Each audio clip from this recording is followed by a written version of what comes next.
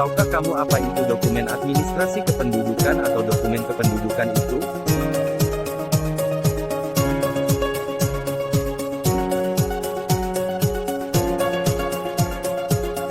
Dokumen kependudukan adalah dokumen resmi yang diterbitkan oleh instansi pelaksana dinas Dukcapil Kabupaten, Kota yang mempunyai kekuatan hukum sebagai alat bukti autentik yang dihasilkan dari pelayanan pendaftaran penduduk dan pencatatan sipil.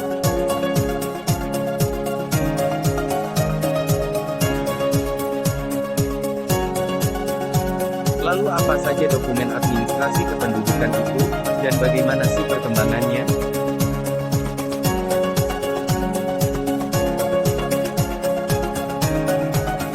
Dokumen administrasi kependudukan memiliki 23 output yang dibagi dalam 3 output yaitu A. Berupa kartu ada 3 KTPL, KK, dan KIA. B. Berupa surat ada 14, surat keterangan pindah, surat keterangan pindah datang, surat keterangan pindah ke luar negeri, surat keterangan datang dari luar negeri, surat keterangan tempat tinggal, surat keterangan kelahiran, surat keterangan lahir mati, surat keterangan pembatalan perkawinan, surat keterangan pembatalan perceraian, surat keterangan kematian, surat keterangan pengangkatan anak, surat keterangan pelepasan kewarganegaraan Indonesia, surat keterangan pengganti tanda identitas, dan surat keterangan pencatatan sipil. C. Berupa akta ada 6, akta kelahiran, akta kematian, akta perkawinan, akta perceraian, akta pengakuan anak, dan akta pengesahan anak.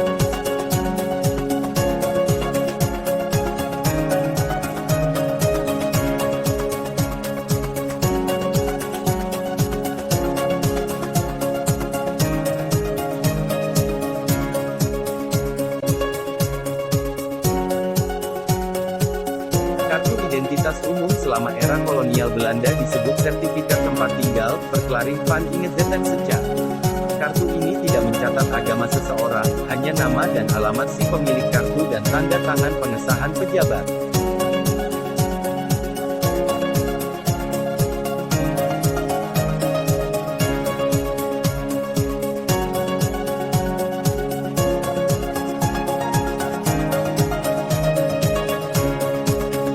Kartu tanda pengenal di era Jepang, tahun 1942 sampai tahun 1945 terbuat dari kertas dan jauh lebih lebar dari kartu tanda pengenal yang saat ini dipergunakan di Indonesia.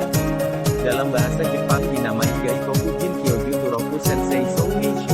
Tanda pengenal ini menampilkan teks berbahasa Jepang dan Indonesia. Di belakang bagian data utama adalah pernyataan propaganda yang secara tidak langsung mengharuskan pemegang untuk bersumpah setia kepada penjajah Jepang.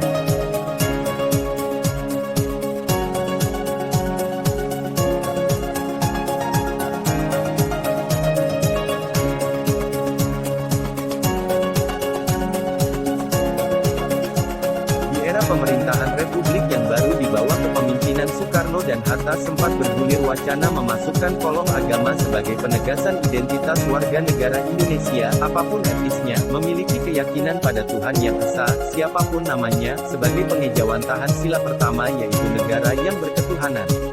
Namun kolom agama ini jadi dimasukkan dalam tanda pengenal atas sejumlah keberatan pihak tertentu. Dalam sebuah foto KTP tahun 1950-an terdapat kolom agama di Medan.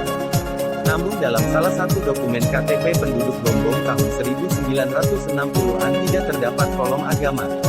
Dalam foto KTP tahun 1980-an kolom agama tetap disertakan. Kolom agama tetap disertakan dalam KTP sampai tahun 2019.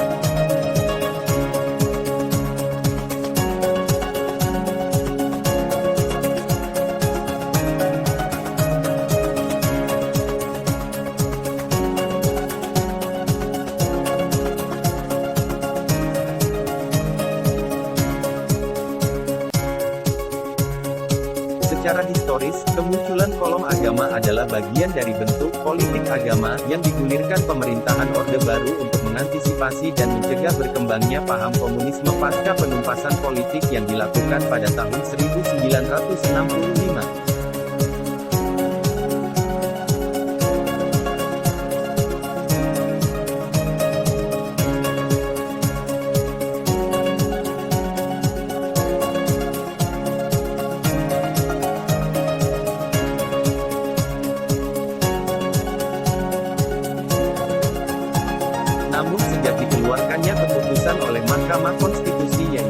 97 PUU/SIP 2016, terjadi sebuah perubahan signifikan terhadap penganut penghayat kepercayaan.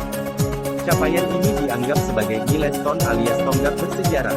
Sebagai milestone, putusan MK sekaligus sebagai baseline untuk milestone berikutnya di semua ranah. Demikian tulis Syamsul Marif DKEK dalam buku Merangkul Penghayat Kepercayaan Melalui Advokasi Inklusi Sosial, Belajar dari Pengalaman Pendampingan, 2019/18. Surat Edaran Menteri Dalam Negeri, Direktorat Jenderal Kependudukan dan Catatan Sipil No. 471, 14/10.666, Dukcapil pada tanggal 26 Juni tahun 2018, yang mencakup petunjuk pencatatan kartu keluarga, sekaligus perubahan IKTP sudah dapat dilakukan bagi para penghayat kepercayaan.